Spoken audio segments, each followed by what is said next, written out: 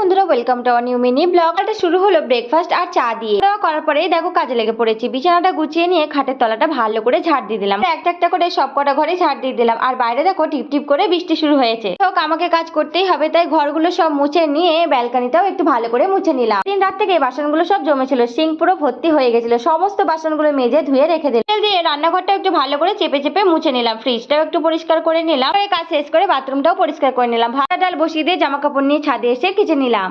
একটু কমেছে, তাই সমস্ত জামা কাপড়গুলো ছাদেই মেলে দিলাম। একটাই বেলা হয়ে গেছে, তাই আগে রান্না বান্নাটা করে নিলাম। এদিকে ঝমঝম করে আবারও বৃষ্টি নেমে পড়েছে। আমার রান্না বান্না কমপ্লিট করে আমি চলে এলাম স্নান করে পুজো দিতে। আজ থেকে ফুল তুলতে তুলতে আমি আজকে অনেকটাই ভিজে গেছি। যাই হোক, পুজোটা কমপ্লিট করে এদিকে খাবার বেড়ে নিলাম। দুপুরের খাবার খেয়ে আবার বিকেলবেলা কিছুটা বাসন মেজে নিলাম। বাকি কাজগুলো করে নিয়ে ছাদে গিয়ে একটু বরবটি তুলে নিলাম। আর গাছ থেকে সবজি তুলতে পেরে আমি তো ভীষণ খুশি। সন্ধে প্রদীপ জেলে চলে এলাম রান্নাঘরে। ডিনারে হবে সবজির চিলা আর আলুর তরকারি। রান্না বান্না সেরে সবাই একসাথে বসে খাওয়া দাওয়া করে নিলাম।